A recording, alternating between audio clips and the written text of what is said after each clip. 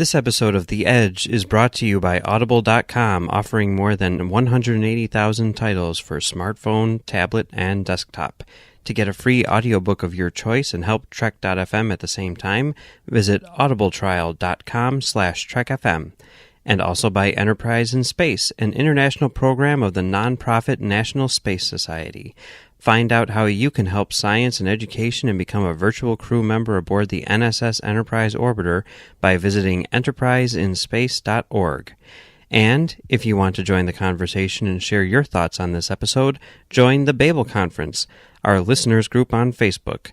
Just type BABEL into the Facebook search field. We look forward to seeing you there. You're listening to Trek FM. What have you done out there on the edge of Federation space?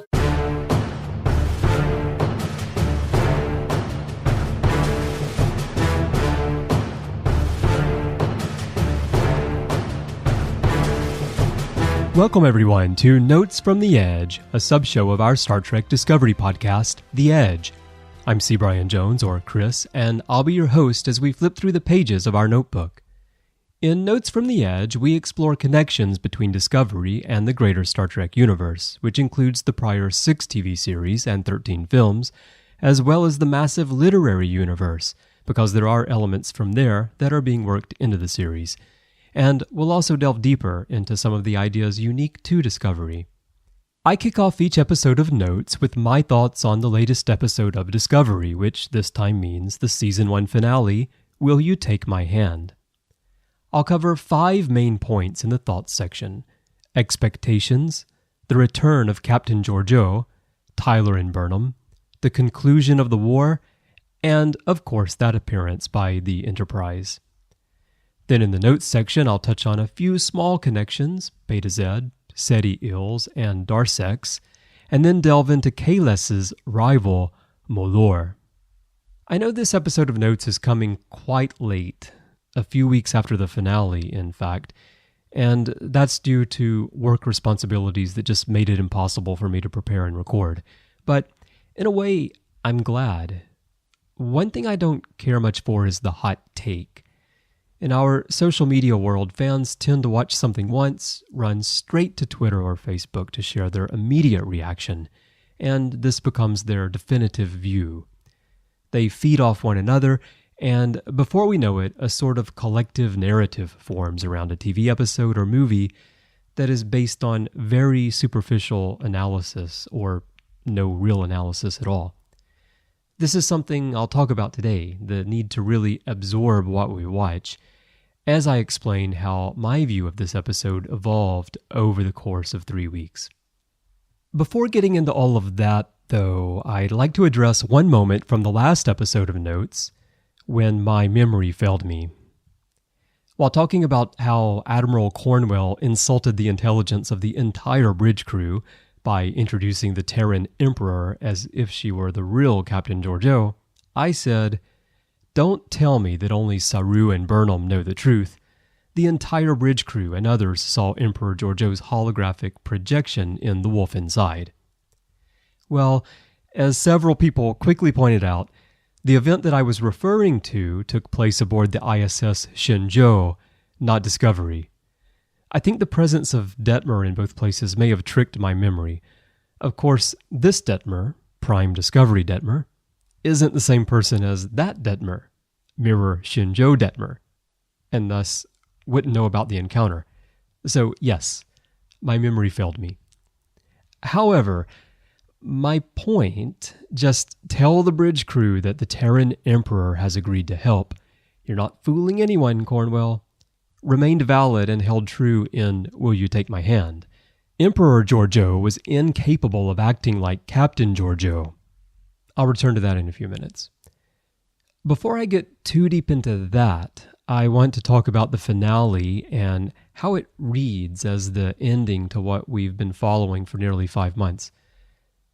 The first time I watched it, I was underwhelmed, to say the least. 20 minutes in, I paused the episode and said to myself, they haven't done anything. At that point, we had seen a lot of talking aboard Discovery, and were then wandering around an Orion encampment on the Klingon homeworld.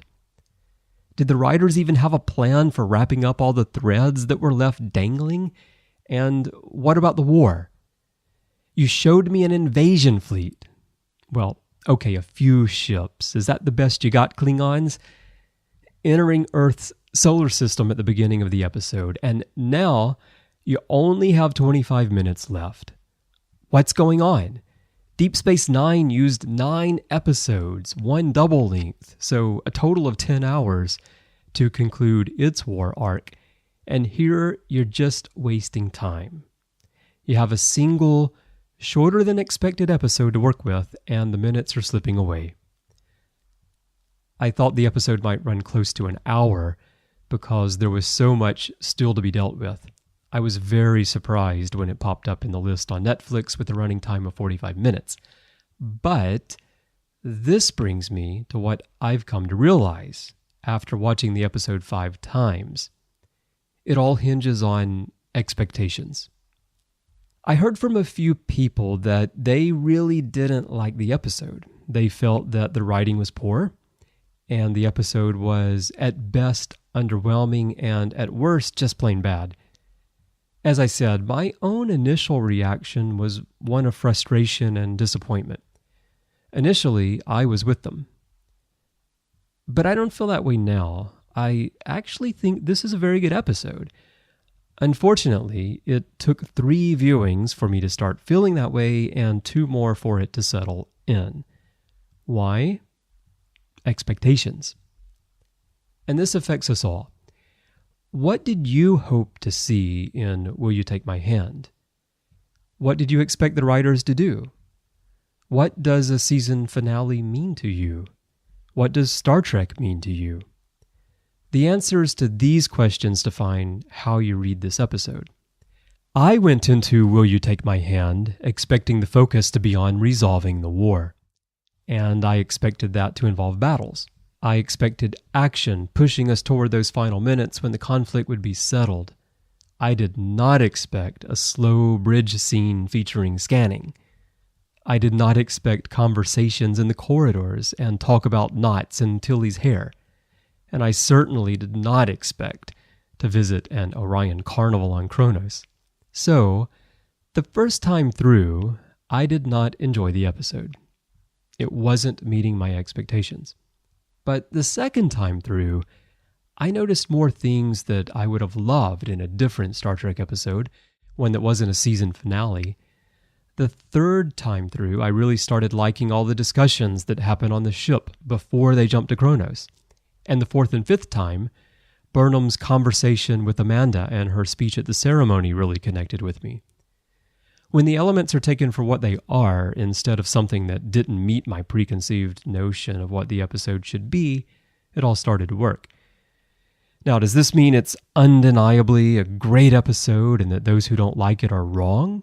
Well, no, that's subjective.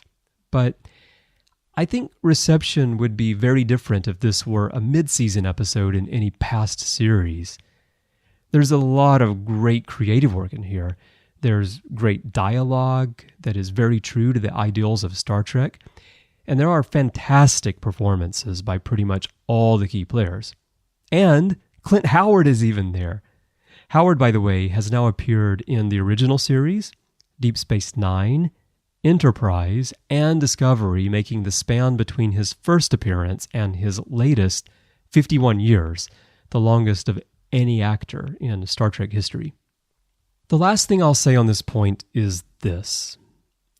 Imagine the episodic format that we are familiar with from the past 50 years of Star Trek. It's not a perfect analogy because there are factors at play here that require events from other episodes, the presence of George O, for example. But take loosely this plot. The Federation sends one of its own on a mission to plant a bomb in the heart of the Klingon homeworld. We're taken to an Orion encampment on Kronos, giving us a glimpse of a classic race and their culture. Along the way, the crew learns of the devious plans that their captain is attempting to carry out and must stop them. In the end, they succeed.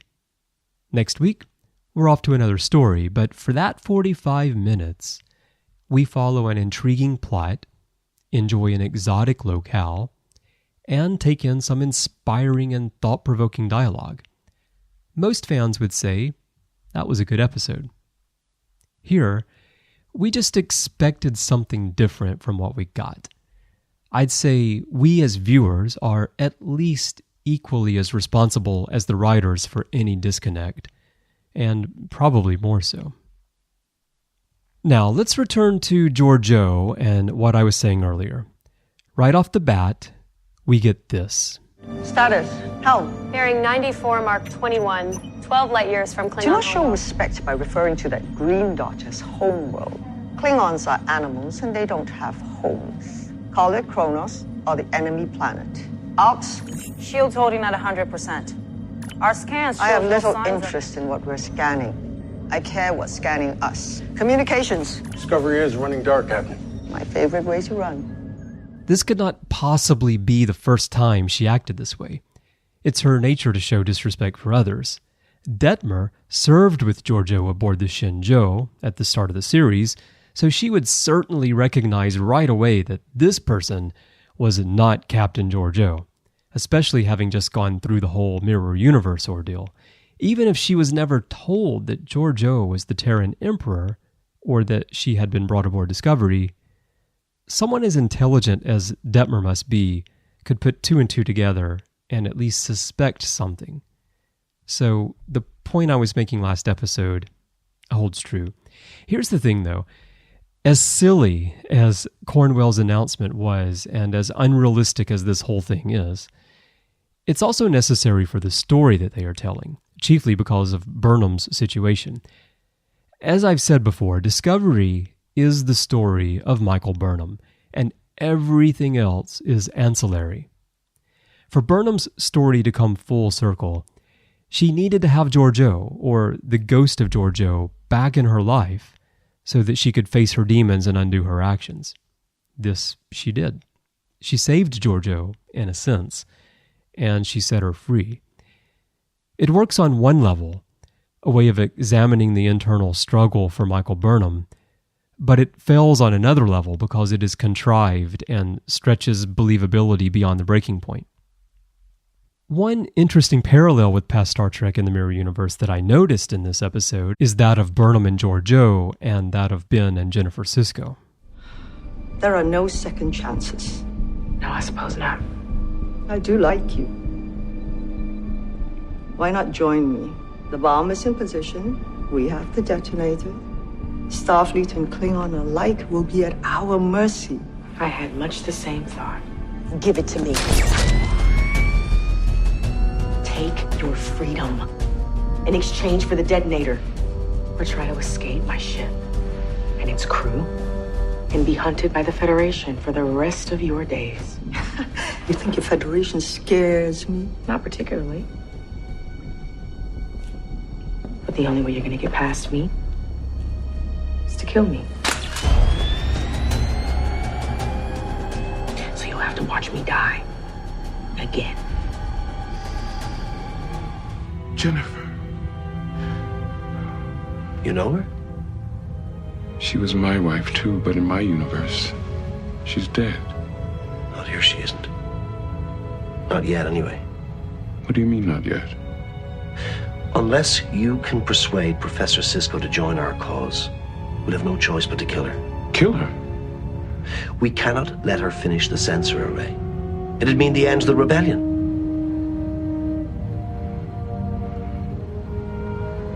I can't let her die. Not again. You're the only one who can save her. This is a situation we've seen before on Deep Space Nine in the third season episode Through the Looking Glass. At the end of Will You Take My Hand, Burnham says, Some say that in life there are no second chances. Experience tells me that this is true. I found this statement at odds with what we were shown in this season of Discovery. Burnham's entire journey is a second chance. And at the end of it, she is sitting in this hall at Starfleet Command, once again wearing her rank insignia, Commander Burnham having been pardoned by the President. It isn't the first time the Mirror Universe has presented a character with such an opportunity. It isn't a reset button, but it is a second chance to right a mistake in a way that allows you to make peace with yourself and the past. As for Georgiou herself, this episode showcased Michelle Yeoh's talent in a way no other episode did. She's certainly better as the Emperor than as a Starfleet captain, though she's good as both. She was phenomenal in this finale, and I'm sure we'll see her again. With the way they left things open, she'll be roaming around out there somewhere, and I'm definitely looking forward to it. Of course, I have to talk about Tyler and Burnham. I think their story was resolved very well. We didn't get the everything is fine, everything is forgotten ending. Tyler went his own way, Burnham went hers, but before that, they opened up to each other and honestly saw the good and the bad. The thing about the resolution to this storyline is that it feels real, and that's due primarily to the acting. Shazad Latif in particular is wonderful in all of his scenes in this episode. I'm sad that he likely won't be a regular part of Season 2 because he has brought so much versatility and heartfelt presentation to Discovery. But as he is still out there with L'Rell, and I don't think we've heard the end of the Klingon storyline, we'll likely see him again here and there. Tyler tells Burnham that her capacity to love literally saved his life. It's true. But I think the same goes the other way. Tyler saved Burnham's life too. I've been critical of the Ash Vogler reveal, but with the exception of the hiccup in the previous episode, and if you don't know what I'm talking about, just go back and listen to Notes from the Edge 14, where I talk about the encounter between the two of them once they got back aboard Discovery. But with the exception of that hiccup, I think the writers did something really meaningful with these two. Now, I've talked here about how expectations determine how this episode reads for you, and I've made the case for it being a much better episode than many viewers say it is. There is one element, however, that doesn't work for me even after 5 viewings, and it's a really big one. The resolution of the war. This was handled very poorly, and it didn't have to be. As I said earlier, I expected this episode to be longer. We've had 3 49-minute episodes, The Butcher's Knife, The Wolf Inside, and The War Without the War Within.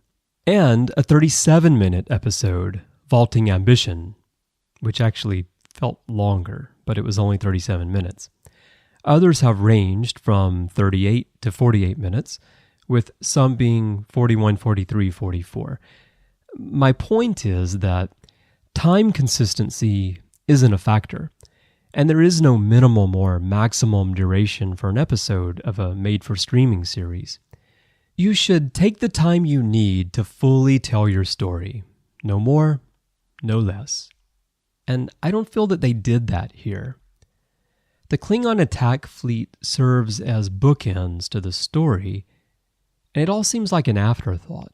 It's as if the fleet approaching Earth and then turning away is necessary to frame the story, but it isn't actually part of the story. Yes, I know it is the impetus for the face-off between Burnham and Admiral Cornwell, and it creates the sense of urgency, but that moment when the fleet just turns away from Earth after L'Rell tells the Klingon houses to lay down their arms or face the consequences, it just ruins it for me. That huge battle at the start of the series, that hopeless assessment of the war that we've been shown in recent episodes, and then it just all ends with a shrug as the Klingons pick up their ball and go home. That was weak. Take at least 5 more minutes and really do something that properly resolves the thread that has served as the backbone of the entire series. Now, last thing in thoughts. The USS Enterprise. Incoming transmission. From whom? I'm having trouble identifying it, but it's a priority 1 distress call. Identify the source, please. I'm getting a Federation ID code. It's choppy. Trying to clean it up, sir. Helm, slow us down. Dropping a set of warp now, sir. This is Captain Saru of the Federation Starship Discovery. Please identify yourselves.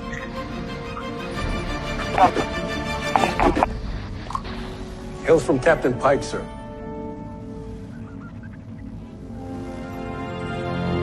It's the USS Enterprise. I'm shaking my head. You can't see it. Although I steer clear of most Discovery discussion and news, I couldn't help but see the uproar that this moment caused in fandom. I get it. The original 1701, as it appeared in the original series, is beloved by many.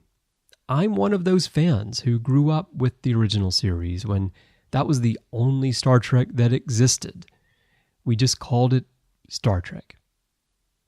That original Enterprise has a special place in my heart, and it always will. But that show was made in the 1960s, using the technology available at the time. There's a reason the ship looked the way it did. That's what they were able to build and shoot. So, they did a bit of updating. Is this really the end of the world? Would it have been better to have, as I saw someone suggest in an image they mocked up, the original, largely featureless and flat gray Enterprise fly up to the highly textured silver Discovery so that we could see two starkly different art styles face to face? That's ridiculous. They updated the 1701 so that it fit into the aesthetic of this show.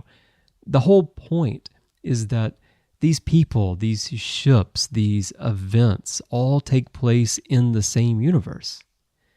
The art style of the show must be internally consistent or the storytelling doesn't work. Star Trek, as a franchise spanning 5 decades, has never been consistent in design across series. Some are closer than others. The late seasons of TNG, all seasons of DS9, and early seasons of Voyager that ran concurrently were largely consistent. But even elements of those shows evolve over time.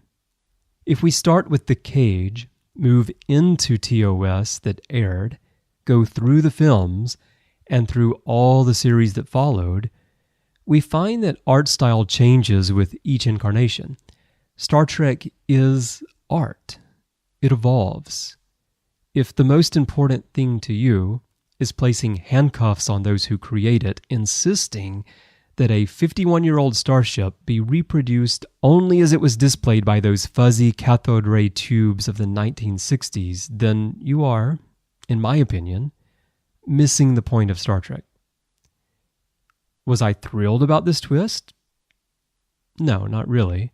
It seemed more like fan service than anything. And it was almost a way of saying, hey, we know you don't like what we're doing, but look, it's the Enterprise. They could have just yelled, squirrel. So no, I'm not a big fan of it, and probably I could have done without it. But I have to see what they do next season. The implication here is that everything we've seen has been leading up to the original series, and now we are connecting with it, as if these 15 episodes were a TOS prologue, but I'm not so sure this is the case. It does suggest that we could see Spock in Season 2, and you know that will send some fans over the edge. We know that he is serving aboard the Enterprise at this time, not only because of The Cage, which takes place in 2254, 2 years before Discovery, but because he and Burnham, and the Enterprise and Discovery, worked together in David Mack's novel Desperate Hours. So, start your speculation engines and speed down that casting course for Pike and Spock. And possibly number 1. All right, that's all I have for the thoughts section, so let's move on to notes. We all know Betazed thanks to Counselor Troy, her charming mom Lwaxana, and that creepy gift box. The only time we see Betazed on screen is in the 3rd season TNG episode Menage a Troy, when the Enterprise stops over for the Biennial Trade Agreements Conference. That sounds so TNG, right? There's a flashback to Troy's home on Betazed in Dark Page, but that doesn't really count. Of course, there are many other references to Betazed on TNG due to Troy and Lwaxana, and also on Deep Space Nine, with Lwaxana appearing in 3 episodes. We hear about Betazed on Deep Space Nine because it was invaded and occupied by the Dominion during the war. There's plenty of blame to go around. The 10th Fleet was supposed to be protecting Betazed and its outlying colonies, but it was caught out of position on a training exercise. What's worse, Betazed's own defense systems are obsolete and undermanned. The planet was theirs in less than 10 hours. With Betazed in the hands of the Jem'Hadar, the Dominion is in a position to threaten Vulcan, Andor, Teller, Alpha Centauri. If we ever needed a new ally, it's right now. Betazed was mentioned once before on Discovery in Magic to Make the Sanest Man Go Mad, when Tyler told Mudd's story about robbing a bank there. In the literature, Betazed is mentioned in Dayton Ward's Discovery novel Drastic Measures, and the Dominion War occupation is part of 2 works: the Tales of the Dominion War short story, The Ceremony of Innocence is Drowned by Keith DeCandido, and the TNG novel The Battle of Betazed by Susan Kearney and Charlotte Douglas. The Decipher role-playing game modules Aliens and Worlds include Betazed, as does the Unicorn RPG module Planets of the UFP. Next, let's look at one of the delicacies served by the Orions on Kronos, Ceti eel. Well, I don't know if it's a delicacy, but it's at least a carnival food. This little creature, famous for curling up in Chekhov's ear in The Wrath of Khan, only appeared on screen once prior to Will You Take My Hand? But in the literature, there are a few sightings. In Greg Cox's 2005 novel Terrain in Hell, The Exile of Khan Noonien Singh, it is said that a swarm of adult eels can kill and eat a person. And in the TNG novella The Worst of Both Worlds, found in the Glass Empire's Mirror Universe collection, that's actually the same one I've mentioned many times before that includes Age of the Empress about Hoshi Sato. Ceti eels are used by the Terran Rebellion against the Klingon-Cardassian alliance during interrogation. That story is also by Greg Cox.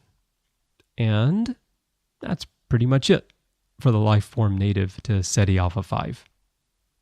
Next, let's talk about money. When Giorgio, Burnham, and Tilly try to sell Nausicaan weapons to the Orions, they ask for 2,000 darseks, and Tyler tells the Klingon who confronts him before the game that he's looking to take a few hundred darseks from losers like you.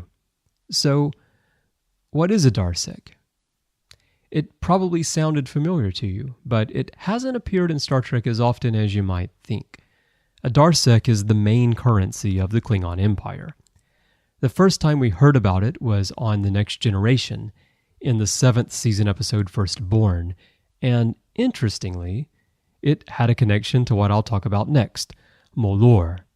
In Firstborn, Alexander asks Worf for 50 darseks so that he can pay to see the mummified head of Molor. The next time we hear about darseks on screen is in the 2nd season Enterprise episode Bounty. This is the episode in which Archer is captured by the Tellarite bounty hunter Skalar. He was to deliver Archer to the Klingons, and the bounty was 9,000 darseks. The Klingons are paying 9,000 darseks. That's more than enough to get Tezra back. You're not being realistic.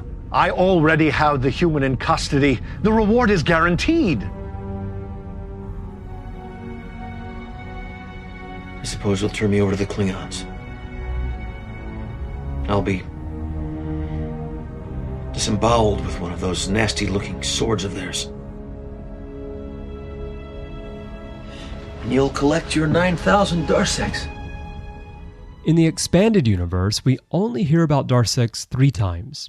In 2 novels, 2007's Excelsior Forged in Fire by Michael A. Martin and Andy Mangels, and 2010's Typhon Pact installment, Seas in Fire, a solo outing for Barton, and in the Decipher RPG module, Through a Glass Darkly. But if you're heading to Kronos, you might want to get yourself some. And while we're on Kronos, let's talk about legendary warriors. Tyler explains that when Kahless defeated Molor, the temples devoted to him were abandoned and built over, and the land in the area was given to the Orions.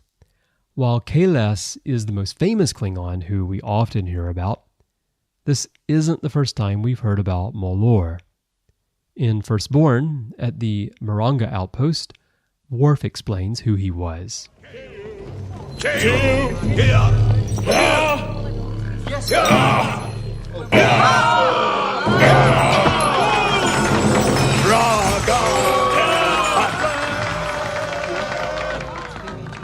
Who's that? It is the tyrant Molor. He was so strong, no one could stand against him.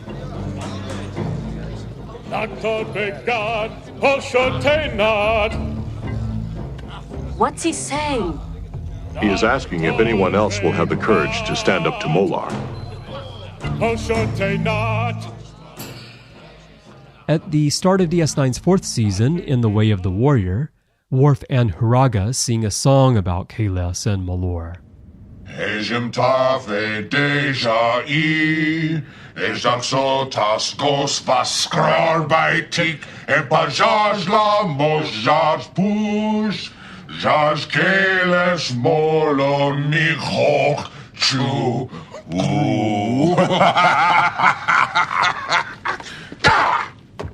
The song translates to, "And the blood was ankle deep, and the river Scrawl ran crimson red, on the day above all days, when Kahless slew evil Molor dead." And later in the fourth season, in The Sword of Kahless, Molor is mentioned when Worf, Kor, and Dax discover Kahless's bat'leth in a secret chamber. To think Kahless himself once held this battle.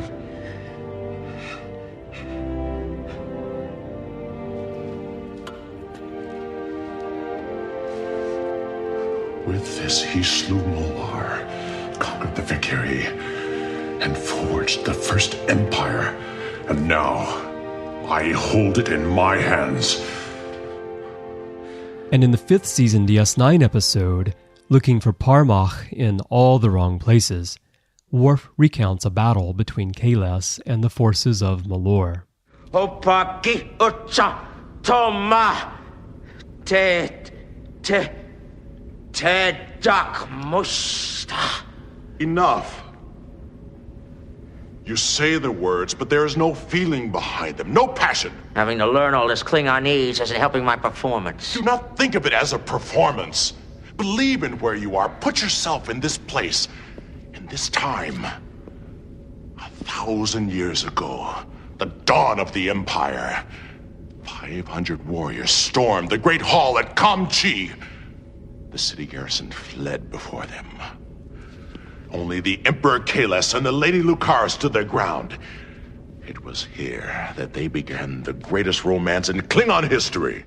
The river Scrawl, by the way, which is mentioned by Tyler in this episode when he says this one is now flooded by the river Scrawl, is mentioned in Voyager's Barge of the Dead from Season 6, when the Doctor is trying to get in the Klingon spirit by singing the song we heard Worf and Huraga sing in The Way of the Warrior.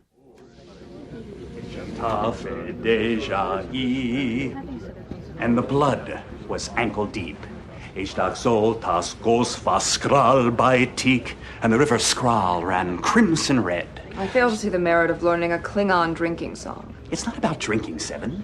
It's about saluting the noble deeds of our ancestors and honoring those who fell in battle. Think Kapla! Think long live the Empire! Think again. Okay, so I'm overdoing it a bit, but try to get into the spirit of the occasion. And of course it was mentioned in The Way of the Warrior, with the song that is being sung by Worf and Huraga there, although you don't get the translation in that episode, so you have to listen very carefully to the Klingon, whereas here, the Doctor is translating the lyrics for 7. In the literature, Molor features in one novel, Michael Jan Friedman's Kahless, a TNG story published in 1996. In the 2004 TNG novel A Time to Heal by David Mack, Part 8 of the 9-part series that bridges Insurrection and Nemesis, we learn that there is a Klingon opera titled Kahless and Molor. And for gamers, there's a Star Trek Online mission in which players fight the ghost of Molor. So, with another dip into canon, the writers fleshed out a bit of Klingon history when they could have simply created something new. Alright, so those are the notes from the Edge for week 15 of Star Trek Discovery. It's hard to believe that the first season is over. We waited so long for new Star Trek on television, and just like that, it's done. I have a feeling we'll be waiting at least a year for season 2. Now that there are no new episodes, our coverage will be ramping down, but it won't be going away completely. Live from the Edge and tracks from the Edge are, of course, done until season 2 begins. And Postcards just released its final episode tied to season 1, which is actually about predictions for season 2. And that's it for Postcards until season 2 comes around. I'll probably do another episode or 2 of notes to cover some things that I haven't talked about yet.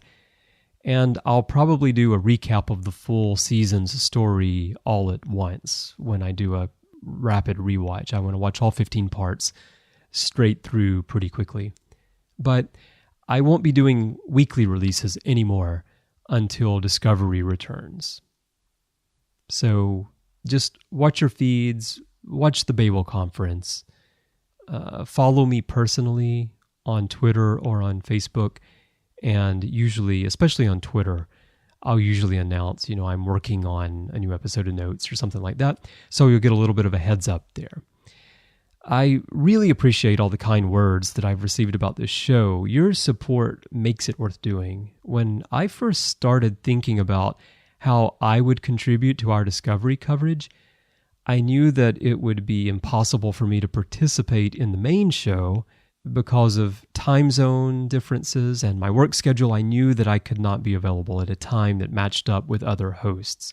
So, as we were discussing the possibilities for my involvement, my initial idea was a short 15-minute show in which I would just share my very basic thoughts, and I would record it the next morning after watching the episode. The idea was to file a field report, kind of doing air quotes around that I would record during my 25-minute walk to the train station. And I thought of the name Field Report both because I live so far away from everyone else over here in Japan, but also because I would be recording it as I'm walking outside. So it really is coming from the field. But I didn't want to just pile on with more of the same. And I was also concerned about the quality of a show that I'm recording while I'm walking, probably with my iPhone. It's hard for me to really publish something like that. So I came up with the idea of exploring connections with past Star Trek. I thought that's something that the other shows aren't going to be doing, at least not the other parts of the Edge. That has worked better with some episodes than others, but I think overall it has added something to the flood of Discovery coverage out there, both on and off our network, and it has still given me a chance to share my thoughts when I otherwise would have been unable to. So, thank you for listening. We'd still love to hear your thoughts on Discovery as we go through the long wait for new missions. The best place to do that is the Babel Conference, our listeners group on Facebook. Just type Babel, B-A-B-E-L, into the search field on Facebook, and it should come right up. You can also find us on Twitter. Trek FM is our username, or send us email using the contact form on our website at trek.fm/contact. choose to send to a show, and choose the Edge. If you'd like to find me personally, you can find me there in the Babel Conference, of course, but perhaps the best place to converse with me is Twitter. That's where I'm most active. My username is C Bryan Jones, the letter C and Bryan with a Y, and that's my name pretty much everywhere in social media. So if you're looking for me, it's C Bryan Jones. If you'd like to hear me discuss Star Trek Beyond Discovery, you can catch my main show, The Ready Room, where I'm often joined by my good friend and the ever-popular Dr. Trek himself, Larry Nemechek, and also I co-host The Orb, our Deep Space Nine podcast with Matthew Rushing. You'll also hear me on lots of older episodes from various shows if you go back into the catalog, as I used to host 7 shows every week, and I started a lot of the shows that you now hear hosted by other people, like Warp 5 and Continuing Mission and things like that. You can also find my writing about Star Trek on the official website at startrek.com. I'd like to take a moment and thank our associate producers of The Edge, Norman C. Lau, Tony Robinson, Tom Puleo, Lisa Slack, Shoaib Mirza, Richard Rutledge, James Muldrow, and Cornelia Rutner. Thank you so much, guys, for your support. I really do appreciate it. It is thanks to you that we're able to put this show out and all the sub-shows, and not just The Edge, but really all the shows on the network. If you're supporting us through Patreon, you're making a huge difference because it costs us a lot of money to produce and host and distribute these shows, and we would not be able to do it without your support. So thank you so much for that. If you're not supporting us yet and you'd like to do so, maybe you'd like to become an associate producer or get on mic and talk Star Trek on our Patrons Roundtable, which actually gets published out to our entire audience as a podcast, or gain access to Patron Zone, our special website for patrons. You can find out everything you need to know at patreon.com/TrekFM. That's patreon.com/TrekFM. And again, I really thank you for your support. I'm surprised at how many people do support us at varying levels every month. I know it's not easy for everyone to do so, and it means a lot to me that we've been able to build this network and create content and build a community with the Babel Conference that makes you want to support us. So thank you to everybody. Well, that's all I have for you this time.